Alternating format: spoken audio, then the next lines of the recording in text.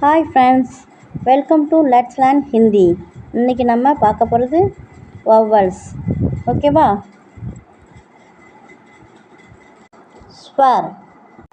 இப்போ முதலாவது எழுத்து பார்க்க போகிறோம். ஃபஸ்ட் லெட்டர் ஆ. ஆ எப்படி போடணும்? 3 மாதிரி போட்டு ஒரு ஸ்டாண்டிங் லைன், ஒரு ஸ்கிப்பிங் லைன் போட்டு போகணும். இது ஆ. அடுத்ததா ஆ.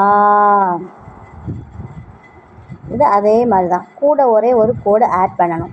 ஓகேவா? அடுத்த எழுத்து ஈ. எல்லாமே ஈஸி தான், நீங்கள் போடுறதுல தான் இருக்குது. ஓகே, ஈ. ஈ பார்த்தோமா? ஈக்கு அடுத்து ஈஎன்னா. ஈஎன்னா என்ன செய்யணும்? இதே தான், சேம் தான். அதே ஈயை நீங்கள் அப்படியே ரைட் பண்ணி அது மேலே ஒரு கோடு போடணும். அவ்வளோதான். இது ஈ, அது ஈ. அடுத்த லெட்டர் பார்ப்போமா? இப்போ என்ன லெட்டர் பார்க்க போகிறோம்? ஊ. ஊ எப்படி பண்ணணும்? ஒரு 3 மட்டும் போட்டு மேலே கோடு போடணும். ஓகேவா? அதுக்கடுத்து ஊவண்ணா. ஊவண்ணா எப்படி பண்ணணும்? அதே சேம் மெத்தட் தான். ஊ போட்டு அது கூட ஒரு கோடு கீழே போட்டு மேலே ஸ்லீப்பிங் லைன் பண்ணணும். இது ஊ.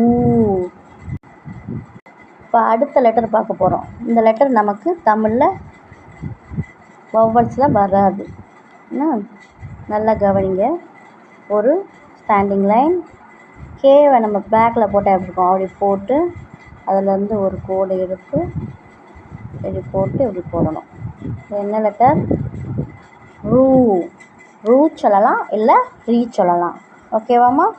அடுத்த எழுத்து என்னன்னு பார்ப்போமா? அடுத்த எழுத்து ஏ. ஏ. ஓகேவா? ஏ போட்டோமா?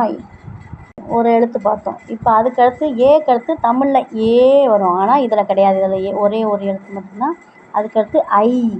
ஐங்கிற எழுத்து இதே மாதிரி போட்டு நீங்கள் மேலே ஒரு சுழிச்சா போதும். இதுதான் ஐ. அடுத்து நம்ம பார்க்க போகிற எழுத்து ஓ. ஓ சிம்பிள் தான். நீங்கள் ஆவண்ணா போடுவீங்களா?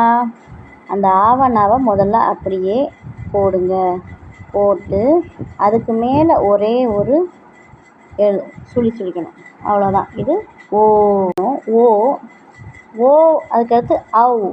அவ் சேம் தான், சேம் மெத்தட். அதே மாதிரி போட்டு கூட இன்னும் ஒரு கோடு ஆட் பண்ணணும். இது அவ். ஓகேவா? அவ் லெட்டர் பார்த்தோமா? அதுக்கடுத்து வர்ற லெட்டர் அம். ஒன்றும் பிரச்சனை இல்லை. ஆனா போட்டு அதுக்கு மேலே ஒரு டாட் வச்சா அதுதான் அம். அம்க்கு அடுத்தடுத்து அக. ஓகே ஃப்ரெண்ட்ஸ், நெக்ஸ்ட் இதில் மீட் பண்ணலாம். பாய்.